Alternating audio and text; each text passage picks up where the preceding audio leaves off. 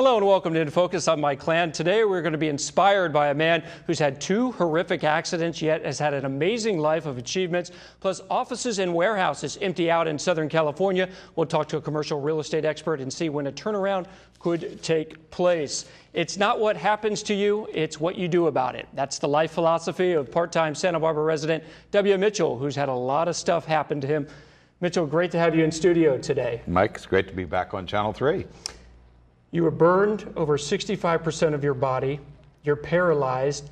You have, by all accounts, every reason to be bitter, to be jaded, yet you're the complete opposite, and it's because you choose to be like that.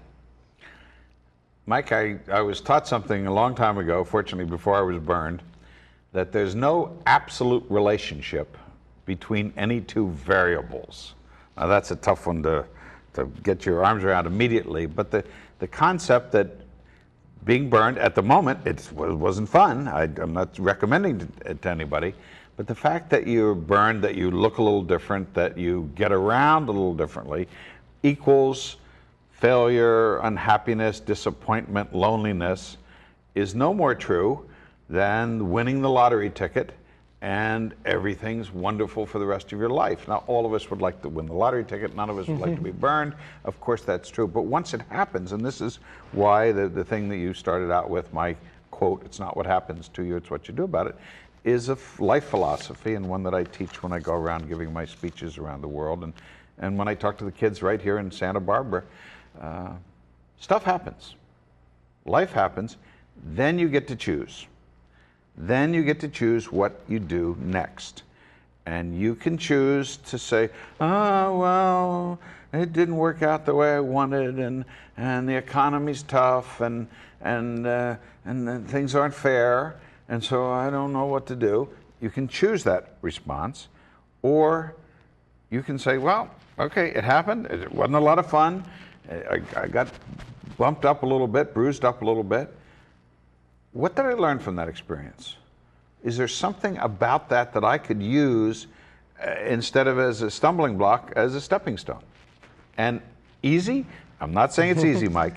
I'm saying life's not easy. Right. Life's life, bruises, bumps, a lot of great moments, and we can all think back and think a lot of great moments in our lives.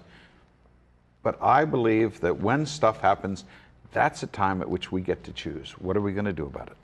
Let's go to the accidents. 1971, You have a terrific job, a great man on the cable cars in San Francisco. One day you're riding your Honda 750 motorcycle, get in an accident. You've done your homework. Burned over 65% of your body. Somehow you recover from that. But 4 years later, you're flying your plane, ice on the wings apparently. Ice on the wings when I took off, a real dumb thing to do, one that a good pilot never does. And that day, even though I had lots of training, I wasn't being a good enough pilot. Crashes, you become paralyzed. Yeah. Yep. 2 horrific accidents in 4 years. Well, yes, and a lot of spectacular moments. Am I trying to erase the fact that those were very painful moments and difficult times? Of course not. But in my life were people. My mom, my adopted mom, I was talking to you about this a little earlier. My adopted mom, B, who's going to be here for the Santa Barbara Old Spanish Days Fiesta.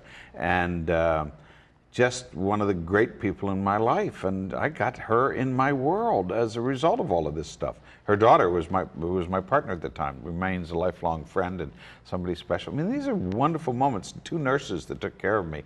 I could tell you stories about them for the next 3 hours. Well, Mitchell, you make it sound like it was a party. No, it wasn't a party. Very difficult, very challenging, very tough times. And fortunately, I learned something from them. Do I want to repeat them? Of course not. Would I like to give up what I learned? Not in your life. You have those 2 accidents, yet afterwards you become mayor of Crested Butte in Colorado. You help save a mountain from mining. You founded a wildly successful company, Vermont Castings. Yes. You become a motivational speaker.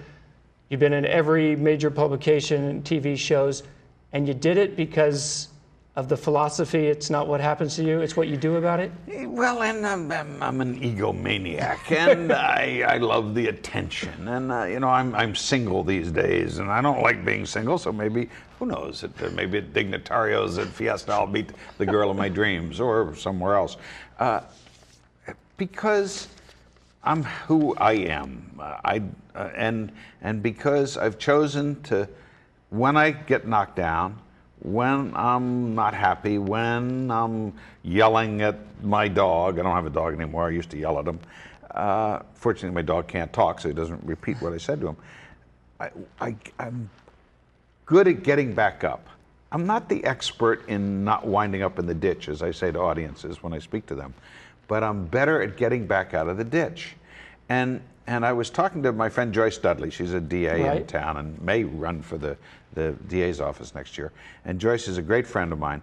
And I was talking to Joyce Dudley, and I told her the story of being in Cape Town in April. I was in Cape Town, South Africa, looking out the window at a whale. Somebody had told me about this whale, and the whale was spectacular. And then I looked further, and there was Robben Island.